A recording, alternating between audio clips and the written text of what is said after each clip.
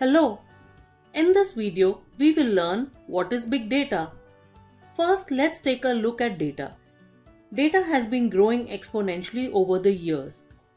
When the computers came into picture, initially what was stored on them was text files.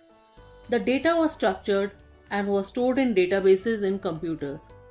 Once internet came into picture, there was surge in emails, images, audio, video files. With wireless and mobile, a different feed of data was introduced. Then there was a surge of unstructured data like social media feeds from Twitter, Facebook, Instagram, etc. Next came in a boom of Internet of Things, and suddenly aeroplanes, trains, machines, and all devices around us too started sending data. So data which was initially measured in kilobytes moved to megabytes, gigabytes, terabytes, petabytes, exabytes, zettabytes, and now yottabytes. Data can be categorized as structured, semi-structured, and unstructured. Structured data is data that can be stored and processed in a fixed format. For example, data typically stored in tabular form, like data of all school students, bank customers, etc. It is easy to process structured data as it has a fixed schema. Such type of data is stored in relational databases such as SQL Server, MySQL, etc.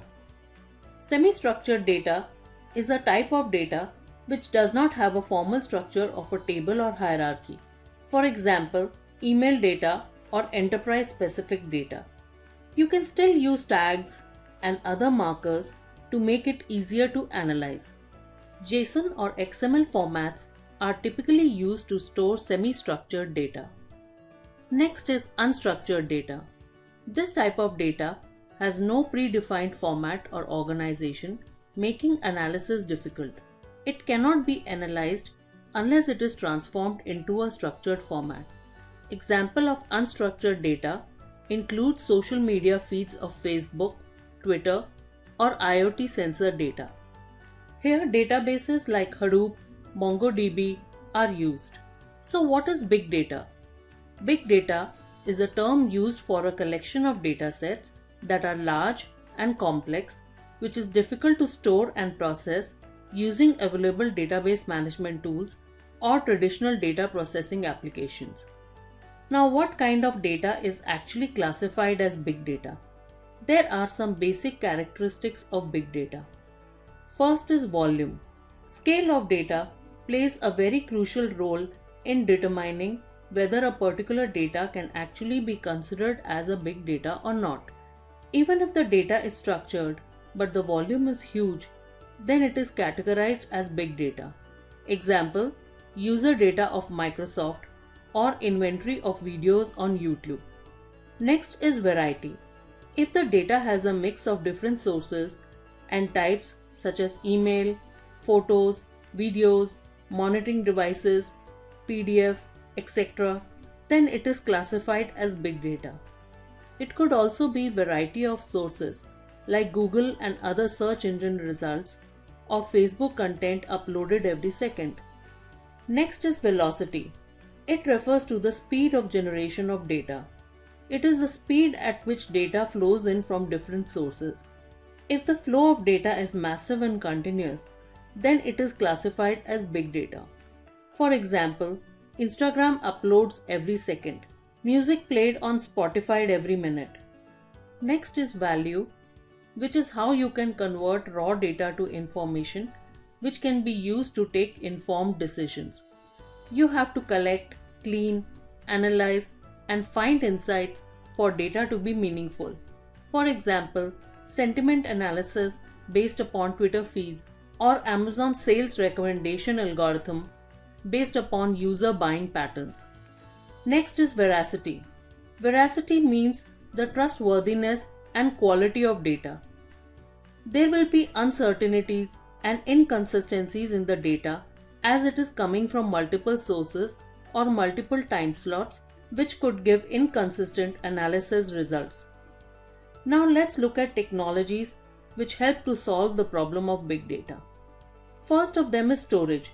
Since we have huge amount of data that needs to be stored, managed and retrieved, we need a robust database for it. It could be distributed or in-memory databases like Hadoop, MongoDB, Cassandra, etc. Then there is data mining, where there are set of tools to extract, transform, and load data.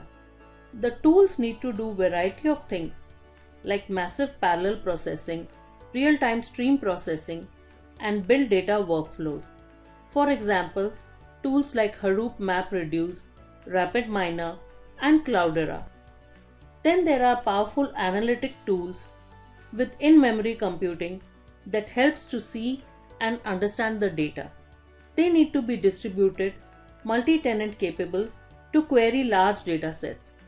IBM Analytics, Apache Spark, Kafka are few examples of analytical tools. On top of it, there are some specialized data visualization tools. They present the data as graphs and charts to help see and understand trends, outliers, and patterns in data. They need to be fast and efficient, like Tableau, Looker, Plotly, etc. Let's look at some applications of big data. Big data is used in banking and securities market to process large volume of banking and trading data. It is used to detect frauds and to predict market trends. In healthcare, by mapping healthcare data with Google Maps, it is possible to predict diseases that will spread in specific areas. With increase in wearable devices, you can identify patterns related to drug effectiveness or drug side effects. Big data is used in retail to understand consumer behavior. Amazon's recommendation engine provides suggestions to buy based on the browsing history of the consumer. It is used to measure product sales performance too. Big data is used by governments for crime detection and protection by identifying crime incident patterns and uncovering location-based threats. Big data helps in aggregating real-time traffic data gathered from road sensors, GPS devices, and video cameras to manage traffic congestion. In industries, big data is used for predictive analytics for better management of supply chain, warehouses, etc.